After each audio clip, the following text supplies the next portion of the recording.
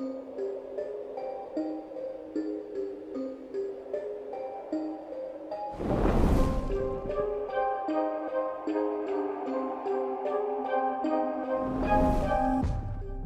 classic Twilight Zone series depicted unique incarnations of genies, angels, the devil. We even got to see a fifth dimension version of Santa Claus.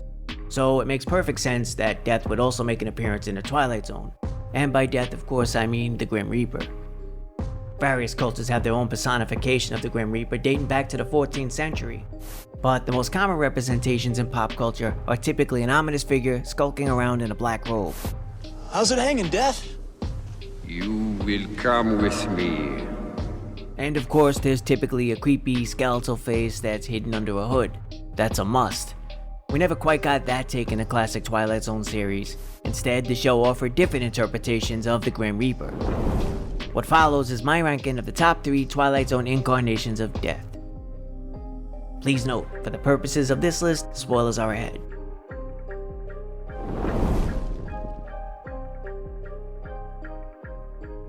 In just a moment, Lou Bookman will have to concern himself with survival. He'll be stalked by Mr. Death. Let's get started with number 3 on my list, Murray Hamilton as Mr. Death from the episode One for the Angels, Season 1, Episode 2. Despite the subject matter, this was a lighthearted episode. One for the Angels was a sentimental story about a down-on-his-luck, likable pitchman named Lou Bookman, as played by Ed Wynn. When Mr. Death pays Lou a visit, he delivers some bad news. Everyone has to go sometime. Go? You mean... That's right. Murray Hamilton basically plays the straight man to win. He's like a guy sent from corporate to deal with some unpleasant matter. And this certainly is an interesting twist on the concept, but Murray is far from cold or calculating. Mr. Death takes pity on Lou, and he's even willing to bend the rules for a mere mortal. Between you and me, I never made a truly big pitch. You know, a pitch for the angels. I really enjoyed this unique spin on the character, and the interplay between Wynn and Hamilton was a lot of fun. As a side note, if Murray Hamilton looks familiar, that may be because you've seen him before causing death as the mayor from Jaws who refused to close the beaches. You yell shark. We've got a panic on our hands on the 4th of July.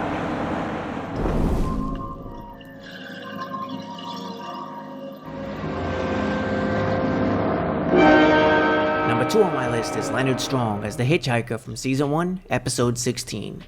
The Hitchhiker is right up there amongst the most popular Twilight Zone episodes of all time. And at the heart of this haunting story is Leonard Strong as an ever-present and mysterious entity. Everything about this guy is utterly distressing. The Hitchhiker is a story about a woman named Nan Adams, as played by Inga Stevens. She's driving cross-country, but no matter what she does, she can't shake the Hitchhiker. Wherever I stop, I see him. No matter how far I travel or how fast I go, he's ahead of me.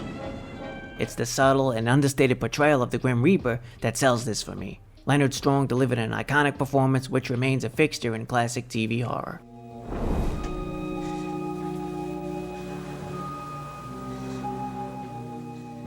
Before we go on to number 1 on my list, I wanted to give an honorable mention to Arlene Martell, who played the creepy nurse in a truly unsettling episode called 22. This was from Season 2, Episode 17.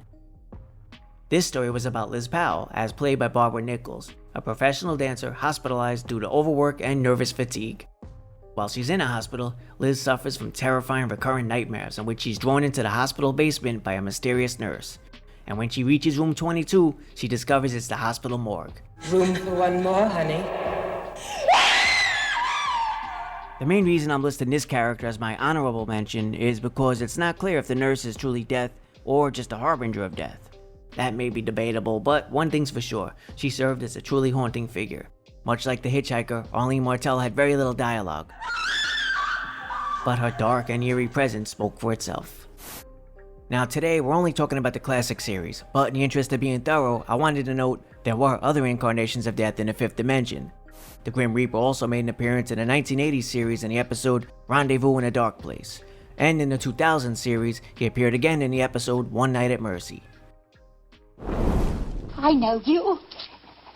You can't fool me. Help! You're no policeman. Why can't you leave me alone?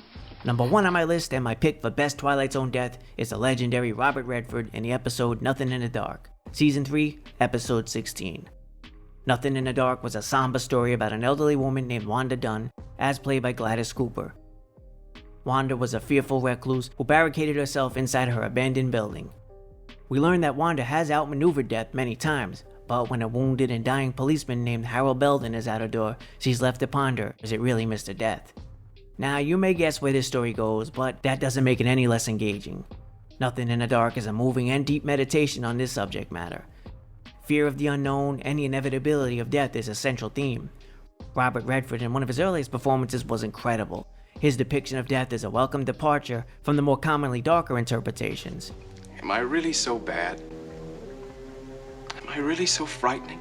Redford serves up a subtle and heartfelt performance that's a true highlight of the entire series. That's about it for me, but I'm curious, how would you rank the different incarnations of the Grim Reaper in the Twilight Zone? Feel free to let me know your thoughts in the comment section below.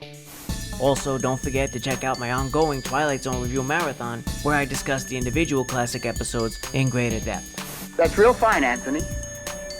You're a good boy, Anthony. We all love you. Thanks for watching, everyone. Hit like and sub if you enjoyed this. Until next time, stay safe and be well. Later.